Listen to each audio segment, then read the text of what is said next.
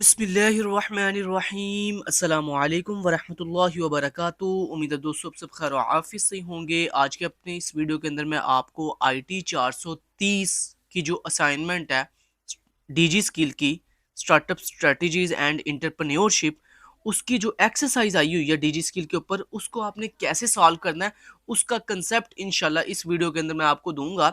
और ये उम्मीद करूंगा कि इंशाल्लाह आप उस कंसेप्ट को जो है फॉलो करते हुए अपनी खुद की जो एक्सरसाइज है डीजी स्किल की, जो कि आपने सिर्फ एक ही करनी है वीक 3 के अंदर। अगर मैं आपको एक दफ़ा यहाँ पे दिखा देता हूँ, चले ओहो यहाँ पे होम पे चलते हैं और यहाँ पर हम अपने कोर्स वेबसाइट पे चलते हैं और ये देखें आपको सबको दिखाई दे रहा होगा कि वीक 3 के अंदर आपका एक क्विज है और एक आपकी हैंड्स ऑन एक्सरसाइज है। क्विज आप सब लोगों ने कर लिया होगा अगर आपने लेक्चर वॉच किए हैं या आपने चैट जीपीटी या किसी भी एआई टूल के थ्रू जो है वो क्विज जो है वो इजीली कर लिया होगा।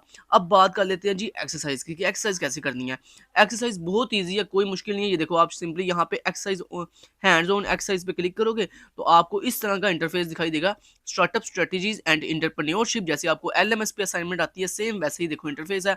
टाइटल लिखा हुआ है सबसे पहले, फिर उसके बाद एक्सरसाइज एक्सरसाइज की फाइल है, यहाँ से आप अपनी जो क्वेश्चन फाइल है एक्सरसाइज की वो यहाँ से इजीली डाउनलोड कर सकते हो। इसकी जो ड्यू डेट है वो 1 जनवरी 2026 है। आपने 1 जनवरी 2026 तक जो है वो इस असाइनमेंट को सबमिट करना है। और यहाँ जब आप असाइनमेंट बना लोगे तो फिर यहाँ पे आपने इस असाइनमेंट को जो है यहाँ पे सबमिट के बटन पे क्लिक करके अपनी फाइल सबमिट करवा देनी यहाँ पर। और इसके जो टोटल मार्क्स हैं वो 10 हैं और आपने इस असाइनमेंट को जो है वो एमएस वर्ड की फाइल के अंदर जो है वो रेडी करना। तो ये मैंने यहाँ पे ये देखिए मैं यहाँ पे आपको बताया था ना, यहाँ पे ये एक्सरसाइज क्वेश्चन फाइल है, यहाँ से हम इजीली इसको डाउनलोड कर सकते हैं। तो ये मैंने ऑलरेडी डाउनलोड इसको कर लिया। तो ये देखें जनाब हमारी स्टार्टअप स्ट्रेटजीज एंड इंटरप्रेन्योरशिप की जो एक्सरसाइज नंबर 1 है उसकी यहाँ पे ये क्वेश्चन फाइल आ चुकी है हमारे सामने। एक दफ़ा मैं जूम करके आपको दिखा देता हूँ, ठीक है। ये देखें इसको टोटल मार्क्स 10 है, इसकी ड्यू डेट ये लिखी हुई है। उसके बाद यहाँ पे वाज़ह लिखा हुआ है कि आपने इस असाइनमेंट को एमएस वर्ड की फाइल के अंदर बनाकर सोल्यूशन बनाकर और फिर उस एमएस वर्ड की फाइल को आपने यहाँ पर डीजी स्किल के इस पोर्टल के ऊपर क्या कर देना है, सबमिट करवा देना है। तो अब देख लेते हैं कि असाइनमेंट में बेसिकली हमें पूछा क्या गया, करना क्या है। बहुत ईजी है दोस्तों, 10 नंबर की असाइनमेंट है, बहुत ईजी है। सिंपली एक टॉपिक दिया गया, प्रॉब्लम स्टेटमेंट दी गई है आपको और उसके अकॉर्डिंग बेसिकली आपको टास्क 1 एंड टास्क 2 दिया गया है। टास्क 1 के 6 नंबर हैं जिसमें आपको 4 पोर्शन दिए गए हैं, मतलब आपने इन 4 पार्ट्स के जो है वो आंसर करने हैं, part A, part B, part C and part D. अगर आप इन चारों पार्ट्स के आंसर कर दोगे तो आपको 6 नंबर मिलेंगे। उसके बाद आपको टास्क 2 दिया गया जिसके अंदर आपने जो टास्क 1 ये किया है इसी को फॉलो करते हुए बेसिकली आपने digital ideas and physical business ideas के अंदर कंपैरिजन बयान करना है, उसके आपको 4 नंबर मिलेंगे। तो इस तरह आपकी ये असाइनमेंट जो है वो कंप्लीट हो जाएगी। अब मैं आपको मेन आइडिया दे देता हूँ और फिर उसके बाद मैं आपको अपना सोल्यूशन भी दिखा दूंगा कि मैंने इसको कैसे रेडी किया।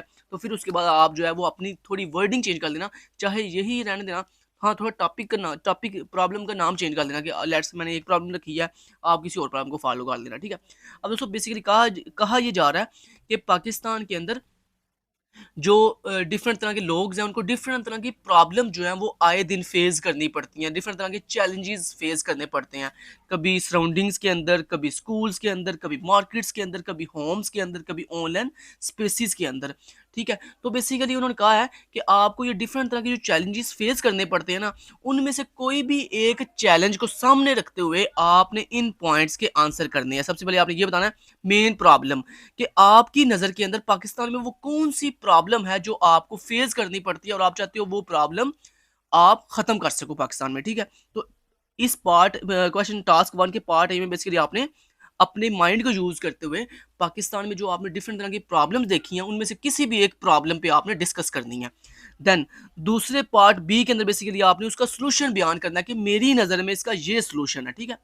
यानी पहले आपने अपने माइंड को यूज़ करते हुए ये बताया कि पाकिस्तान में मुझे लगता है कि ये वाली प्रॉब्लम जो है ये मेन प्रॉब्लम है, ठीक है। उसके बाद फिर आपने उसका सॉल्यूशन बताना है, फिर उसके बाद आपने ये उसके उसके रिलेटेड जो है वो आइडिया देना है कि मतलब इसको कैसे ओवरकम किया जा सकता है।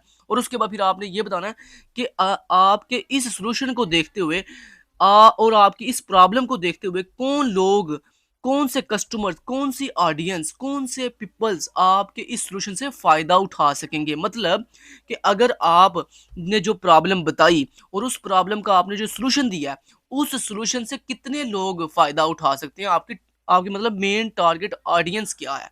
जैसे अगर मैं मान लो स्कूल की किसी प्रॉब्लम को बयान करता हूँ तो मैं स्कूल के लिए जो भी मैं प्रॉब्लम बयान करूँगा उस प्रॉब्लम का मैं जो भी सॉल्यूशन दूँगा वो सॉल्यूशन किसके लिए होगा? ज़ाहिर-सी बात है स्टूडेंट के लिए होगा। किसके लिए होगा? स्टूडेंट्स के लिए होगा वो सॉल्यूशन, या टीचर्स के लिए होगा वो सॉल्यूशन। तो मतलब मेरी जो मेरा मेन टारगेट होगा वो फिर क्या होगा? स्टूडेंट्स। क्लियर? तो ये बेसिकली आपकी भी जो भी प्रॉब्लम होगी उस प्रॉब्लम के रिलेटेड जो आप सॉल्यूशन दोगे, फिर आपने पार्ट 4 के अंदर ये बताना है कि आपके इस सॉल्यूशन से मेन टारगेट कस्टमर्स कौन से हैं, मेन टारगेट ऑडियंस मतलब कौन सी है, मेन टारगेट पीपल कौन से हैं। क्लियर? और उसके बाद फिर ये पार्ट 2 का तो मैंने आपको बता दिया, उसमें आपने टास्क 1 को मद्देनजर रखते हुए डिजिटल बिजनेस आइडियाज़ और फिजिकल बिजनेस आइडियाज़ में कंपैरिजन करना है। डिजिटल बिजनेस आइडियाज़ मीन जो ऑनलाइन आप ये जो कंप्यूटर की दुनिया के अंदर आप बेसिकली बिजनेस आइडियाज़ मतलब ऑनलाइन जो वर्किंग होती है, इसको हम डिजिटल बिजनेस आइडियाज़ कहते हैं। फिजिकल वो होती है जो आप फिजिकली मतलब कोई काम कर रहे हो, जैसे आप टीचिंग कर रहे हो, आप जो है वो एक स्टूडेंट हो, आप जो है वो कोई मार्केट चला रहे हो, आपकी कोई शॉप है, तो ये फिजिकल है, बिजनेस है। और ऑनलाइन डिजिटल बिजनेस क्या होते हैं? जैसे ये दराज है, अली बाबा है, अमेजोन है, फेसबुक है, इंस्टाग्राम है, ये सारे क्या हैं? डिजिटल बिजनेस आइडियाज़ हैं। ठीक हो गया? तो चलें जी, लेट्स गेट स्टार्टेड। दोस्तों, मैंने बेसिकली जो प्रॉब्लम फाइंड की है ना, वो स्कूल से रिलेटेड फाइंड की है। यानी मैंने पाकिस्तान में ये देखा, यानी जो मुझे लगता है, मैंने अपने माइंड को यूज़ करते हुए ये देखा कि पाकिस्तान में जो सबसे बड़ी प्रॉब्लम है ना, वो ये है कि हमारे स्टूडेंट्स को कंप्यूटर की स्किल्स ही नहीं है, कंप्यूटर का नॉलेज ही नहीं है। और उसकी रीज़न क्या है? उसकी सबसे बड़ी रीज़न ये है कि हमारे स्कूल लेवल से ही इतना एडवांस सिस्टम नहीं है कि हम अपने बच्चों को बेसिक कंप्यूटर नॉलेज सिखा सकें। ठीक है? उनको पहले दिन जब वो स्कूल में एंटर होते हैं, तो हम उनको जो है वो कहानियाँ सुना रहे होते हैं, हम उनको स्टोरी सुना रहे होते हैं, हम उनको एबीसी सिखा रहे होते हैं, जो है ना वो 1 2 3 सिखा रहे होते हैं। वो चीज़ें ठीक है आप सिखाओ, लेकिन उसके साथ साथ जो मेन प्रॉब्लम है इस टाइम, क्योंकि आपको पता है ये दुनिया जो है इस टाइम पूरी की पूरी कंप्यूटर पे डिपेंड हो गई है। ठीक है? तो हमें ये चाहिए, जो मुझे लगता है कि पाकिस्तान में मेन प्रॉब्लम ये है कि हमारे बच्चों को कंप्यूटर बेसिक जो है ना वो क्लास से ही सीखना स्टार्ट करना चाहिए। उनको पता हो एमएस ऑफिस कैसे यूज़ करना है, मतलब इस तरह की छोटी-छोटी चीज़ें उनको जो है मैट्रिक लेवल से ही पता हो। जब वो इंटर में आए तो उनको ये सारी चीज़ें ऐसे फिंगर टिप्स पे आती हों। अब वो मैट्रिक क्या, अभी वो इंटर को छोड़ें आप, अभी हमारे ग्रेजुएशन के स्टूडेंट्स को जो है वो एमएस ऑफिस यूज़ करना नहीं आता। उनको ईमेल करनी नहीं आती, उनको ऑनलाइन टूल यूज़ करने नहीं आते, उनको बेसिक प्रोग्रामिंग नहीं आती है। तो उसकी मेन रीज़न क्या है कि पीछे बेस ही नहीं बनाई गई। ठीक है? यानी सिस्टम ही नहीं है पाकिस्तान के अंदर ऐसा कोई जिसमें हम अपने स्टूडेंट जो स्कूल लेवल के स्टूडेंट्स हैं उनको जो है क्या सिखा सकें, कंप्यूटर का बेसिक नॉलेज सिखा सकें। तो मेरे नज़दीक ये मेन प्रॉब्लम है। तो मैंने यहाँ पे वही बयान किया। In Pakistan many students lack basic computer skills such as using MS office, email, online tools and basic programming. This creates difficulties for students in finding jobs. ज़ाहिर बात है, जब उनको बेसिक कंप्यूटर नॉलेज ही नहीं है, तो फिर क्या होगा? उनको नुकसान ये होगा कि जब वो आगे अपनी प्रैक्टिकल लाइफ में जाएँगे, तो वहाँ पर उनको जॉब फाइंड करने में बहुत मुश्किल होगी, क्योंकि आपको पता है आजकल की हर जॉब के अंदर कंप्यूटर एक बेसिक नीड बन चुकी है। अगर आपको कंप्यूटर पे काम करना नहीं आता, तो जनाब आपको जॉब नहीं मिल सकती। ये एक बेसिक नीड है। तो इसलिए हमें फिर अपने स्टूडेंट्स को जब हम कंप्यूटर बेसिक नॉलेज नहीं सिखाते, तो उससे क्या होता है कि नुकसान ये होता है कि उनको जॉब फाइंड करने में बहुत मुश्किल आती है, उनको फ्रीलांसिंग करने में बहुत मुश्किल आती है, और इसी तरह and performing well in higher education, कि वो हायर एजुकेशन के अंदर अपनी जो परफॉर्मेंस है वो अच्छे तरीके से नहीं परफॉर्म कर सकते, क्योंकि उनके पास बेसिक नॉलेज ही नहीं है कंप्यूटर का। क्लियर? और यही चीज़ आपने देखी होगी कि इंडिया में और पाकिस्तान में सबसे बड़ा डिफरेंस भी यही है कि इंडिया के जो लोग हैं उनको कंप्यूटर का नॉलेज जो है वो पाकिस्तान की निस्बत बहुत ज़्यादा है। ठीक है? और अगर आप यूट्यूब पे चले जाओ, तो 99% जो आपको स्किल की वीडियोज़ मिलेंगी वो सारी इंडियन यूट्यूबर्स की मिलेंगी as compare to Pakistani YouTubers के। तो यही चीज़ मैं आपको बेसिकली समझाना चाह रहा हूँ। तो मुझे ये प्रॉब्लम जो है मेन लगी, तो इसलिए मैंने आपके साथ डिस्कस कर दी, मतलब इसको पार्ट ए के अंदर इस प्रॉब्लम को लिख दिया कि हमारी मेन प्रॉब्लम जो है वो ये वाली है। अब आपके नज़दीक जो भी अदर प्रॉब्लम है, वो आप अपने माइंड से जो है वो यहाँ पर सिर्फ चेंजिंग आपने ये करनी है कि आपने यहाँ पर जो मेन प्रॉब्लम है ना, वो हर किसी ने अपनी-अपनी लिखनी है। ठीक है? ये नहीं कि हर किसी ने अभी इसी प्रॉब्लम को जो है वो सामने रख लिया। ठीक है? तो आपने थोड़ी प्रॉब्लम अपनी चेंज कर लेनी है। नेक्स्ट, अब उसने पूछा था जी स्टार्टअप सॉल्यूशन, इसका स्टार्टअप सॉल्यूशन क्या है? तो मैंने इसका सॉल्यूशन क्या दिया, मैंने कहा था स्टार्टअप विल प्रोवाइड, एंड हाँ, आप अपनी वर्डिंग लिख कर उसके बाद हाँ, किसी एआई टूल के थ्रू उसको एक स्टैंडर्ड इंग्लिश में कन्वर्ट कर देना। जैसे मुझे भी आपकी तरह भाई इतनी हाई लेवल इंग्लिश नहीं आती। तो मैंने क्या किया, मैंने बेसिकली अपनी वर्डिंग में पहले ये सॉल्यूशन सारा लिखा। लिखने के बाद मैंने एआई टूल को बताया कि मुझे मेरा ये सॉल्यूशन है, मुझे इसे जो है स्टैंडर्ड यूएस इंग्लिश में कन्वर्ट कर दो। तो उसने मुझे ये देखो छोटे-छोटे ब्यूटीफुल पैराग्राफ में जो है वो कन्वर्ट करके दे दिया। तो आप भी इस तरह से जो है इसको अपनी प्रॉब्लम को जो है वो उर्दू फॉर्म में रोमन इंग्लिश में लिखकर और उसके बाद इसको स्टैंडर्ड इंग्लिश में किसी भी एआई टूल से कन्वर्ट करवा सकते हो। अब यहाँ पे देखो आगे उसने मुझे क्या दिया, इंग्लिश कहता है the startup will provide an online learning platform that offers practical computer skills through simple lessons. कहता है सबसे पहले हम एक ऐसा स्टार्टअप प्रोवाइड करें अपने स्कूल्स के अंदर कि जहाँ पर क्या हो, ऑनलाइन लर्निंग एक प्लेटफॉर्म हो, मतलब एक जैसे स्कूल के अंदर अगर फर्ज करो 5 घंटे है ना, तो उसमें आधा घंटा ऐसा हो जिसके अंदर हम अपने बच्चों को जो है स्पेसिफिक एक कोई स्पेसिफिक स्किल सिखा सकें या कंप्यूटर का बेसिक नॉलेज सिखा सकें। एक मतलब हाफ आवर्स ऐसा होना चाहिए स्कूल के अंदर, जिसमें जो है ना एक स्पेसिफिक टीचर्स हों बड़े वेल एजुकेटेड, और वो आगे स्टूडेंट जो छोटे बच्चे हैं उनको आगे बेसिक जो है वो नॉलेज दें कंप्यूटर का। आगे the courses will focus on hands on practice, easy language and certificates to help student become job ready.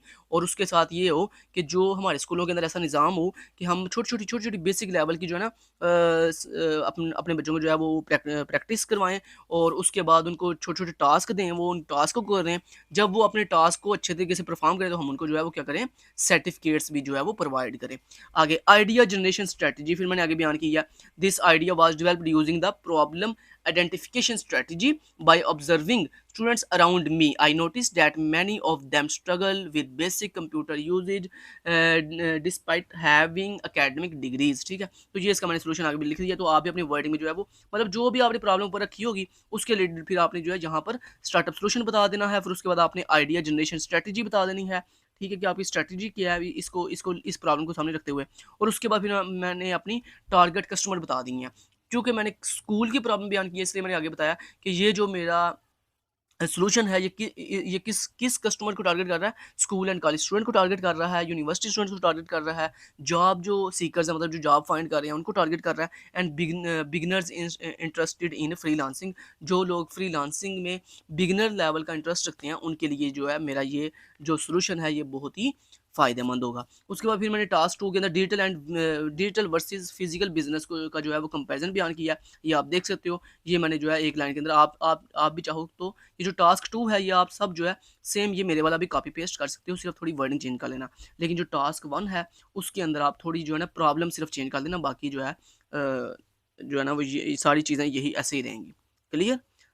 जो पॉइंट पॉइंट क्योंकि पॉइंट्स तो सबके सेम ही रहने हैं, मेन प्रॉब्लम भी आपकी वही मेन प्रॉब्लम पॉइंट में आप अपनी प्रॉब्लम भी बयान कर दोगे, स्टार्टअप सॉल्यूशन में अपना सॉल्यूशन बयान कर दोगे, आइडिया जनरेशन स्ट्रेटजी में वो बयान कर दोगे, और टारगेट कस्टमर में आप अपनी प्रॉब्लम से रिलेटेड जो कस्टमर्स हैं वो बयान करोगे। तो यहाँ तक दोस्तों हमारी जो सोल्यूशन है ये कंप्लीट होता है।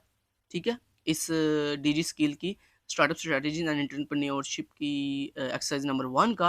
मैं उम्मीद करता हूँ आपको ये वीडियो काफ़ी हेल्पफुल रही होगी। इंशाल्लाह इसके बाद जो दूसरी हमारी डिजिटल लिटरेसी वाली एक्सरसाइज है वो 29 अक्टूबर को आएगी, उसके ऊपर भी मैं वीडियो इंशाल्लाह बनाऊंगा। और उसी के साथ साथ हमारी एक और थर्ड असाइनमेंट थी, कौन सी, data analytics and business strategies, शायद ऐसी कोई वो CS403 के स्टूडेंट्स के लिए, उसकी जब एक्सरसाइज आएगी 29 अक्टूबर को, सॉरी 29 दिसंबर को, तो उस पर भी मैं प्रॉपर एक वीडियो क्रिएट कर दूंगा। Thank you so much till then guys, take care, अल्लाह हाफिज़।